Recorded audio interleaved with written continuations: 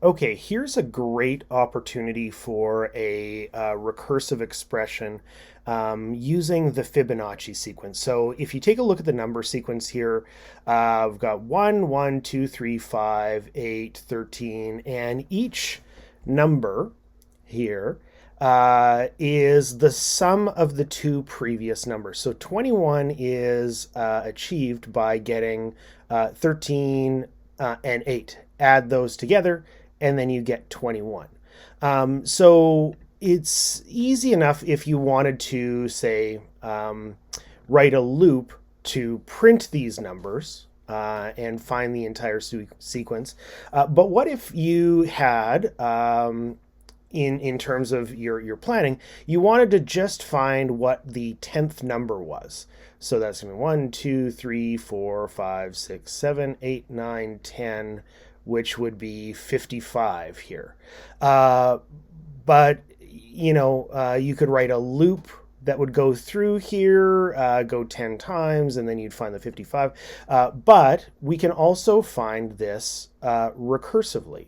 So just sort of the way to think about it recursively, so 55 is equal to 34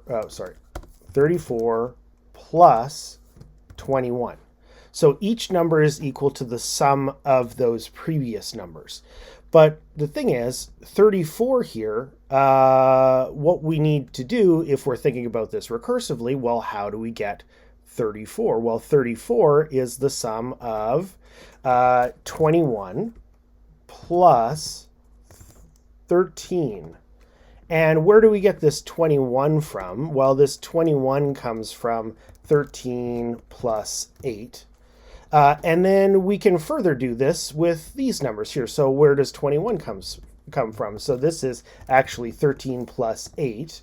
And 13 is 8 plus 5. But this 13 is also 8 plus 5. And where do we get an 8 from? Well, that's 5 plus 3. Well, I'm not going to expand this all the way down, but what we can do is we can see that it's just the result of a whole bunch of sums. So if we're trying to get this, what we need to do is we can come up with a recursive definition for like number n. So here's what we're going to do. Let's create a variable here for a result just to store the value here.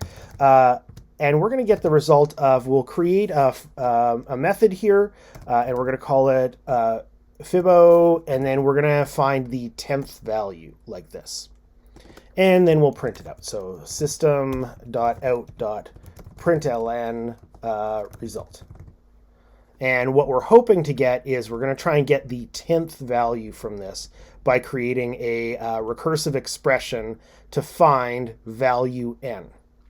So up here, public static int Fibo. And we'll be getting a number here, so we'll represent that as n. Okay, so each number is the sum of the previous two numbers, which in turn are the sums of their previous two numbers. So here's this one. It's a lot easier, I think, to come up with a recursive expression because we've already seen this. So Fibonacci number n is going to be equal to the Fibonacci number n minus 1 plus the Fibonacci number n minus 2. Because the nth Fibonacci number is equal to the previous Fibonacci number plus the previous Fibonacci number. Each number is the sum of the previous two. However, there's a couple special cases here. So if we ever want to get the 0th Fibonacci number, Fibonacci 0 is actually the number 0. So that's going to be important here. It's not included here because the first number in the sequence is 1. The first number isn't 0. The 0th number is 0. And then Fibonacci 1 is going to be 1. So technically, this one here is the result of getting 0 plus 1, which we'll have included in our program. So what we're going to do is we're going to start with our base cases.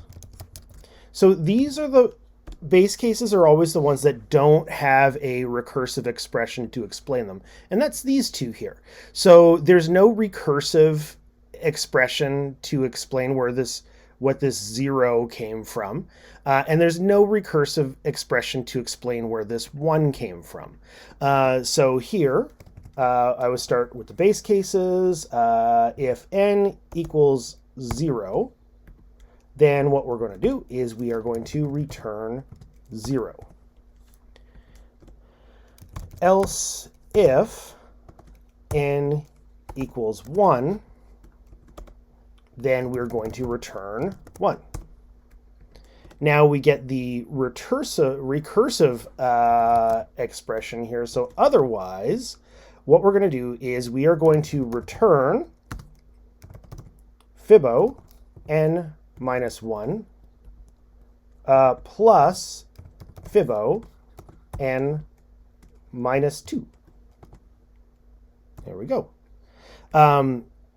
So what's going to happen is if we send it 10, 10 is going to come in here. It's going to pass these two.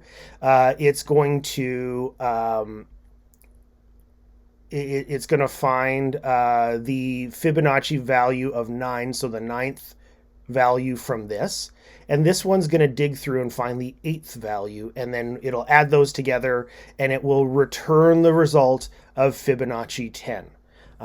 So let's run this. Wait a second. There we go. Let's see if we got it. There we go, 55. We got the 10th one. So you could actually, if you wanted, write some insane loop here. And let's do this for fun. For int I equals 1, while I is less than or equal to 10, I plus plus. And we'll make these two the values here, and then we'll print out Fibonacci I. And now if I run this program, oh, you know what? I better put some kind of, oh no, it's a println, and they'll go one line after the other. So now if I'm running this, what it's going to do is it's actually going to print out all the numbers in sequence for Fibonacci. So this is proof if you don't believe that this magical little bit of code does what I say it does. So anyway, there's a lot of mathematical problems where you use this kind of like recursive definition in order to solve this, and this is a great situation with the Fibonacci number sequence.